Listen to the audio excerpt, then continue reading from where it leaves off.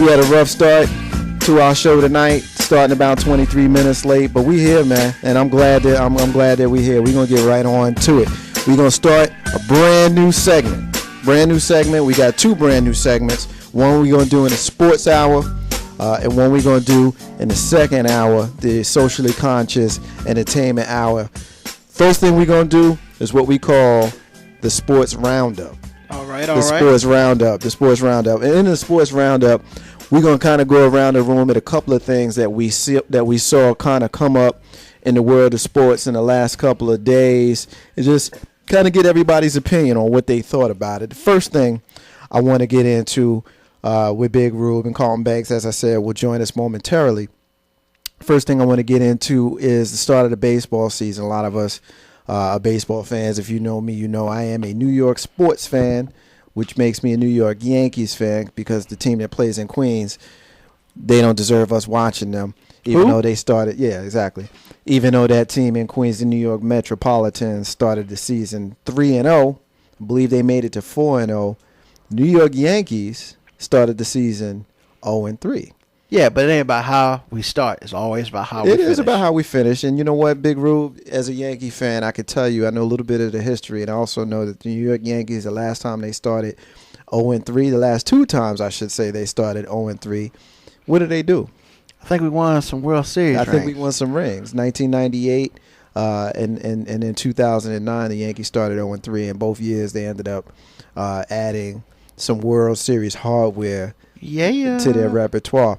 This year was the first year since 1966. 1966, the New York Yankees and the Boston Red Sox both started their seasons 0-3. Who? The Boston Red Sox. Oh, we don't talk about them. Yeah, we'll talk about them. It's baseball season. Yeah, it's baseball season coming up. And, you know, there's a natural rivalry that started when they sold Babe Ruth, the Boston Red Sox, that is, to the New York Yankees, formerly known as the New York Highlanders. Mm-hmm. And they sold Babe Ruth to the team, and of course for some cash, for $250,000 in cash. I sure would like to know in 2012 language how much money that was, Big Ruth. That's probably about 50, 60 mil. You think it'd be that much? You think it'd be like one of those posting fees that they put out there for the Japanese players that come over here? Yeah. Speaking of the Japanese players, did you happen to notice what Yu Darvish did yesterday? Actually, I did not. Yu Darvish was the highly touted Japanese ball player who the Texas Rangers put up an astronomical amount of money to get. Now, let me just kind of explain to the listeners if you don't understand how that works. The Japanese league has a league similar to Major League Baseball. A lot of those players like to come to the American and Major League Baseball to play. But for them to do that, the Major League Baseball teams that want to vie for these players have to put a bid in. The bids are anonymous, meaning we don't know, or they don't know, who's got the highest bid until they win. For example, the Texas Rangers put in $50 million bid. Other bids could have been $20 million, $30 million, whatever they were less than 50. And the Texas Rangers won. So not only did they put $50 million on the table just to even talk to this dude. Yeah. But then they went and paid him like $60 million for 6 years. So there's like 110 or 100 and whatever. Didn't he get jacked up yesterday? Yesterday, he also made history for the first time since 1903. In a pitcher's major league debut, he gave up 4 runs in the first inning and still won the game. First time. In 99 years, it has happened in your major league debut. You give up 4 runs in the first inning and still win the game. So you're telling me this dude got jacked? He got jacked. And he still got the W. Yeah, but you know what? I'm not sure how much I'm reading into this dude. You know why? Why? They were playing the Seattle Mariners. Seattle. Man. Now, Japan had their eyes on this game because, you got Yu Darvish pitching for Texas, and we got the great future Hall of Famer Ichiro Suzuki playing for the Seattle Mariners. So I'm sure there were a lot of people up late in Japan eagerly awaiting this game. I bet you Ichiro was hot. I heard a guy on the 4-Letter Network today say that Ichiro might have been the most overrated player that he had ever seen. How you feel about that?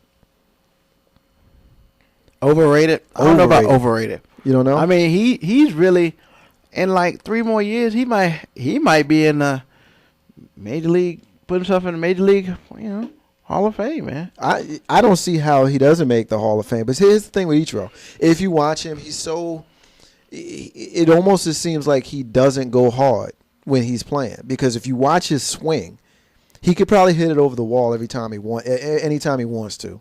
He could probably steal a base anytime he wants to. But he usually only steals, 20, maybe 30 bases a year. He might get you anywhere from 8 to 15 home runs a year. I think the guy is supremely talented. He's getting up in years, but I mean, the guy had 200 hits like 10 seasons in a row. But you also must remember he plays for the Seattle Mariners. They haven't smelled a playoff since Griffey was there, and I don't think that's before Griffey.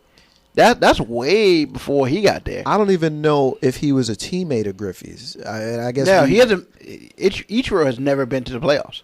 No, ever. And Griffey's only been like 3 times.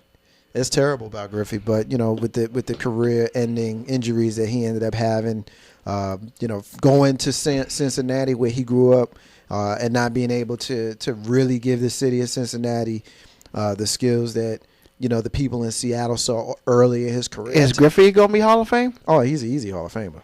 I mean, easy. The guy's got 630 home runs. He's a lifetime 280 hitter. I mean, the kid. That was his name when he came up as a 19-year-old. I think he might have been the first guy to hit a home run the same game with his dad. I mean, Ken Griffey Jr., dude. I mean, he was the man. So, anyway, we're going to move on to the sports roundup. The next thing I want to ask you about, Big Rube, is something that we don't talk much about here on Ain't No Half Step on Marcus J. Golf. Did you pay attention to the Masters this weekend? I mean, Bubba did work. I mean, tell me what your thoughts, man. And Tiger didn't. Tiger. But what about Eldrick, man? We need to get off that dude's back. Because the problem is we expected him to be the man forever. Realistically, he was a man for a nice 5 to 7 year period. And that's about it. You just can't expect him to be the man all the time. So, he's having issues. You know what? Take a year off, Tiger. He did that already, though, Big Rube. I mean, but, there are issues. There are issues going on. And really, the issues are he got divorced. And he's not with Elin. Because when he was with his wife, he was unstoppable. Well, let's talk a little bit about what we saw this weekend. What did you think about the temper tantrum? Did you see him kicking clubs and cussing and just basically wilding out? I mean, basically, he became black. Wow. Really? Not saying he wasn't black to begin with. Don't get it twisted. But, I mean, really, have you ever seen Tiger act like that before? But how does that mean he became black? He basically... You got some explaining to do, Lucy. He basically put his frustrations out on blast, and he didn't care. Yeah, but how is that being black? Hey, man, that's what you never seen a white person just wild out on a golf course like that? Not like he did. Not even doing a golf course. Not like he did. Yeah, but you never seen a white person wild out like that before? Not like he did. Man, Big Rube. I'm just saying. The dude's got a temper, and we saw it. Yeah, I suppose. And that's cool. But, it is what it is. Carlton Bank just joins us. What's going on, brother? Nothing much, bro. Nothing much. Having a good old time in here today. Yeah, well, I appreciate you being patient with us as we work through some technical difficulties. Big Rube and I were just kind of going through our new segment. Right. We are going to call the Sports Roundup, where we just take a trip around the world of sports here in the United States and just kind of really, really quick get our opinions in on some of the hot button things. The first thing we talked about was the New York Yankees and the Boston Red Sox both opening the season 0-3 right? for the first time since 1966. But we're going to move on off of that. I want to ask you, well, they won last night. They're playing right now in Baltimore, so we'll see how that works out. It's very likely they'll open the season this weekend in the Bronx against the Los Angeles Angels of Anaheim and their newest player, Albert Pujols, and possibly, hopefully, begin that series 3-3 if they complete a sweep of the Baltimore Orioles. But anyway, we're going to move on to the next thing I asked Big Rube about,